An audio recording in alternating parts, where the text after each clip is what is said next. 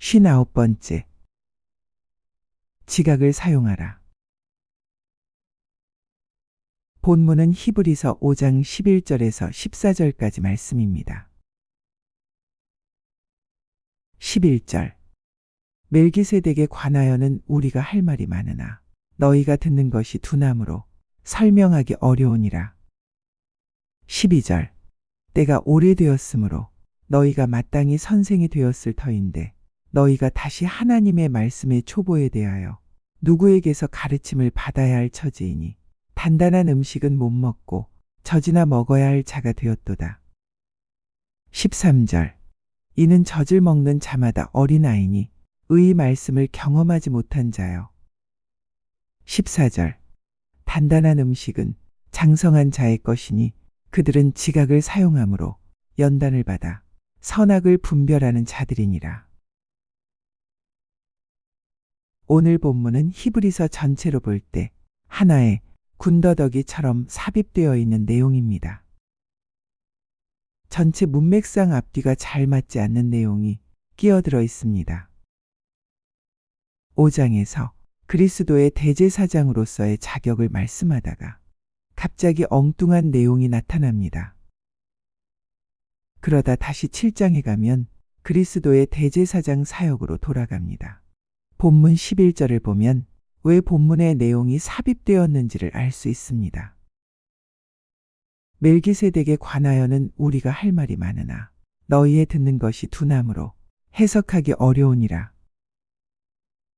간단히 말하면 히브리서 기자가 지금까지 예수님과 멜기세덱이란 인물과 비교하면서 그리스도의 대제사장직의 자격을 설명해 왔는데 히브리서 독자들이 제대로 이해하지 못하고 있다는 것입니다.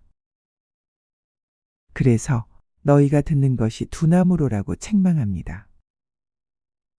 듣는다는 것은 단순히 귀로 듣는다가 아니라 마음으로 받아들이고 순종한다는 의미이기 때문입니다. 그러므로 문제는 듣는 태도입니다. 하나님의 말씀은 살아있고 능력이 있지만 듣는 사람이 둔하면 아무 역사도 일어나지 않습니다. 말씀을 들으면서도 나에게 하시는 말씀으로 받지 못하고 다른 사람 얘기처럼 듣는 순간 나의 성장은 멈춥니다.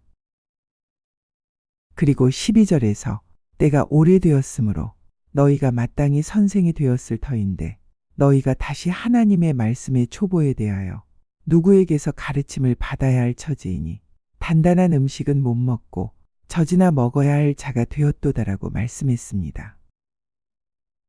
다시 말하면 신앙생활을 오래 했으면 거기에 합당하게 남을 가르치고 양육하고 남의 모범이 돼야 합니다. 믿은 지 오래되어서 이제 남을 가르칠 수준까지는 와 있어야 할 텐데 아직도 초보적인 단계에 머물러 있는 상태가 너무 답답하다는 말입니다. 신앙의 세월이 오래되었지만 가르치는 자가 아니라 여전히 배워야 하는 자로 남아 있습니다. 하나님은 우리를 말씀을 전할 자, 영향력을 끼칠 자로 부르셨습니다. 그러나 여전히 젖만 찾고 있습니다. 젖은 기초적인 복음의 은혜, 위로, 격려입니다. 하지만 단단한 식물은 말씀의 깊이, 순종의 결단, 십자가의 길입니다. 그래서 그리스도의 대제사장직에 관해서 설명하다 말고 갑자기 내용을 바꿔서 믿음의 초보를 버리고 신앙이 자라야 한다고 책망 겸 권면을 하고 있는 것입니다. 젖이나 먹으며 의의 말씀을 경험하지 못할 때 교회는 어떤 현상이 일어납니까? 영적 성장이 멈추어 항상 어린아이처럼 머무르는 문제가 생깁니다. 많은 사람들이 오랜 기간 신앙생활을 했음에도 불구하고 말씀과 기도, 순종의 삶에서 자라나지 못한 채 영적 유아 상태에 머물러 있습니다. 겉으로는 교회 활동이 늘어나고 지식은 쌓이지만 정작 성품의 변화, 거룩함의 열매, 순종의 깊이는 자라지 못해 말 그대로 살만 찌는 신앙, 즉 외형만 커질 뿐 속은 변화되지 않는 모습이 나타납니다. 또한 교회 안에서 마땅히 해야 할 일을 알지 못하고 구경꾼으로 남는 문제가 생깁니다. 적지 않은 성도들이 교회에서 자신의 역할과 사명을 발견하지 못한 채 그저 모임에 참석만 하며 구경만 하는 신앙에 머물러 있습니다. 주님은 우리를 교회의 지체로 부르셨고 각 사람에게 은사와 사명을 주셔서 맡은 바 일을 통해 몸을 세우라 하셨습니다. 그러나 그들은 자신의 자리를 찾으려 하지 않고 교회 사역을 누군가가 해주는 것으로만 여기며 참여보다 관람, 헌신보다 편안함을 선택하는 경우가 많습니다. 그리고 서로 일치되지 않고 분열과 다툼을 일삼는 문제가 생깁니다. 교회 공동체 안에 연합의 정신이 약해지고 분열과 다툼이 지속되는 모습이 나타납니다.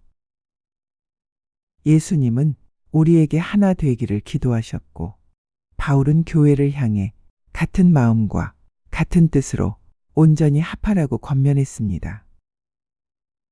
그러나 현실에서는 사소한 감정의 문제, 의견 차이, 인간적인 판단이 커지면서 서로를 이해하려 하기보다 상처받고 갈라서는 일이 반복됩니다. 하나님의 자녀는 나이가 들수록 하나님 나라의 백성인 내 자신이 나아갈 방향을 알아야 하며 나아가야 할 때를 알아야 합니다. 하나님께서 앞으로 하고자 하시는 계획을 알아야 합니다. 나이가 들수록 더 많은 사람을 품을 줄 알고 더 많은 사람을 세워줄 수 있는 힘이 있어야 합니다. 이것이 영적 성숙입니다. 이러한 일은 우리의 초점을 그리스도에게만 고정시킬 때 가능합니다. 우리 중에 어느 특별한 사람에게만 가능한 것이 아닙니다. 내가 원한다면 주님께서는 성장하도록 도와주실 것입니다. 오늘 히브리서 기자의 마음에서 안타까움이 느껴집니다. 히브리서 독자들이 벌써 예수 믿은 지 여러 해가 됐는데 아직도 믿음의 초보 상태가 너무 답답한 것입니다. 우리는 영적 침체에 빠지면 자라지 못합니다.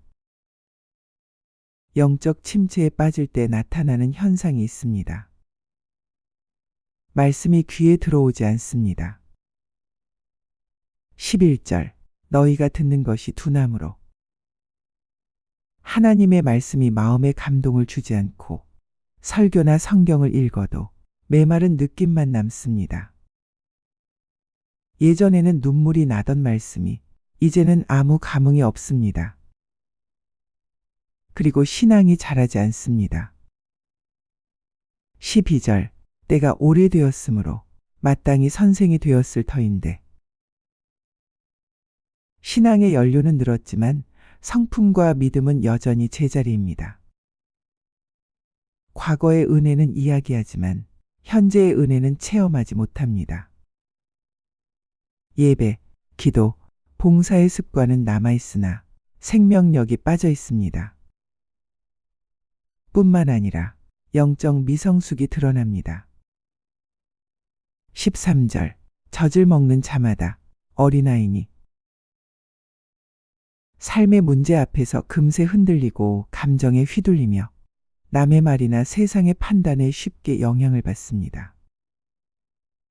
하나님의 뜻보다 내 기분과 내 입장이 먼저입니다. 무엇이 옳은지, 무엇이 하나님 뜻인지 분별하기 어려워집니다. 죄와 유혹을 가볍게 여기고 세상의 가치가 신앙의 기준을 대신합니다. 양심이 둔해지고 죄에 대한 감각이 사라지는 가장 위험한 상태입니다. 하지만 단단한 음식을 먹는 신앙이 장성한 사람은 14절 그들은 지각을 사용함으로 연단을 받아 선악을 분별하는 자들입니다. 신앙이 장성한 사람은 어떤 상태입니까? 말씀의 기초가 든든합니다. 오늘 본문 12절을 보면 하나님의 말씀의 초보라는 표현이 나옵니다. 이것은 가장 기초적이고 기본적인 성경 진리를 말합니다. 믿음이 자라는 것을 집을 짓는 것에 비유해 볼 수 있습니다. 기초가 튼튼하면 건물을 여러 층으로 높이 올릴 수가 있습니다. 이들은 어떤 상황에서도 흔들리지 않습니다. 말씀이 마음의 기준이 되어 있기 때문에 환경이 바뀌어도, 감정이 요동쳐도, 사람의 말에 상처받아도 하나님의 약속을 붙들고 중심을 지킵니다. 비가 내리고 바람이 불어도 무너지지 않는 집처럼 굳건함이 있습니다. 그리고 분별력 있는 선택을 합니다. 말씀의 기초가 든든한 사람은 세상의 가치와 사람의 조언보다 하나님의 뜻을 먼저 묻습니다. 옳고 그름을 분별하고 시험을 이기며 유혹 앞에서도 하나님의 말씀으로 대답합니다. 예수님처럼 기록되었으대로 승부를 냅니다. 우리 믿음이 계속 자라려면 기초가 튼튼해야 합니다. 우리 믿음이 하나님의 말씀 위에 든든히 서야 합니다. 그래야 기초가 튼튼한 건물이 고층으로 계속 올라갈 수 있는 것처럼 믿음이 하나님의 말씀이라는 기초 위에 튼튼하게 서야 계속 성장할 수 있습니다. 그리고 말씀 위에 선 사람은 영적 분별력을 가지고 있습니다. 오늘 본문 14절을 보면 단단한 식물은 장성한 자의 것이니 그들은 지각을 사용함으로 라고 말씀합니다. 여기서 지각을 사용한다는 말은 한마디로 영적인 분별력을 말합니다. 믿음이 자라려면 영적 분별력이 필요합니다. 하나님의 말씀을 읽고 묵상할 때 그 뜻을 깨닫고 오늘 내게 주시는 말씀을 들을 수 있어야 합니다. 하나님의 말씀이 객관적인 지식에 머물러 있어서는 믿음이 더 자랄 수 없습니다. 그 말씀이 성령의 감동으로 내게 주관적으로 깨달음을 줄 때 믿음이 자랄 수 있습니다. 시편 119편 18절을 보면 내 눈을 열어서 주의 법에 기이한 것을 보게 하소서라고 말씀합니다. 우리에게 영적 분별력이 생기면 하나님의 말씀을 깨닫게 됩니다. 그 말씀이 놀랍게도 지금 내 문제에 대해 내 구체적인 상황 속에 무엇이라 말씀하시는 것을 듣게 됩니다. 정말 놀라운 경험입니다. 주님께서 들려주시는 세미한 음성을 듣게 됩니다. 이것이 주의 말씀이 내 삶을 인도하시는 역사입니다. 주의 말씀이 내 발의 등이요 내 길의 비침을 생활 속에서 체험하며 사는 신앙생활입니다. 우리에게 이런 체험이 있길 바랍니다. 그럴 때 우리의 믿음이 자라나게 됩니다. 그리고 연단을 이겨내야 합니다. 오늘 본문 14절을 보면 연단을 받아 라는 표현이 나옵니다. 우리가 믿음이 더욱 자라가려면 시련과 연단을 이겨내야 한다는 것입니다. 잠언 17장 3절에 도가니는 은을, 풀무는 금을 연단하거니와 여호와는 마음을 연단하시느니라 말씀합니다. 금을 더욱 정금으로 만들기 위해 풀무의 연단이 필요하듯이 하나님의 백성들이 큰 믿음으로 자라가기 위해서는 연단이 필요합니다. 연단이 오면 우리는 겸손해집니다. 나의 잘못과 허물을 돌아보게 됩니다. 하나님 앞에 무릎 꿇습니다. 그리고 연단이 오면 나의 힘으로 어쩔 수 없다는 철저한 깨달음으로 하나님만 전적으로 의지하게 됩니다. 나아가 하나님께서 기뻐하실 삶을 결단하게 됩니다.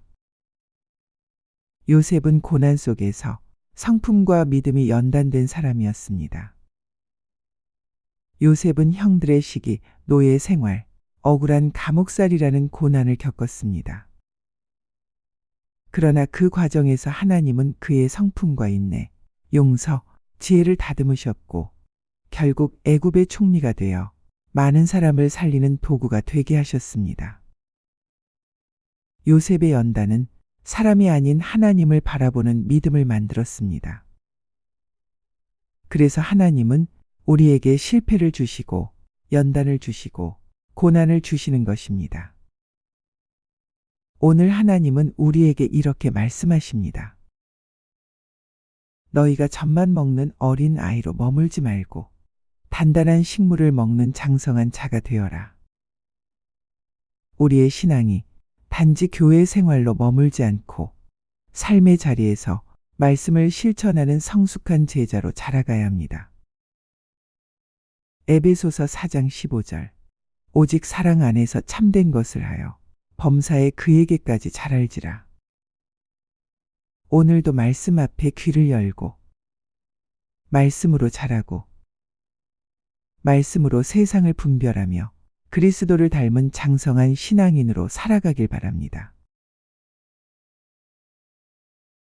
오늘도 주의 눈이 우리를 지키시니 마음을 맡기고 평안히 쉬세요. 주님 안에서 영육이 회복되시길 바라며 매일 아침마다 여호와를 바라보며 새 희망을 맞이하시길 바랍니다.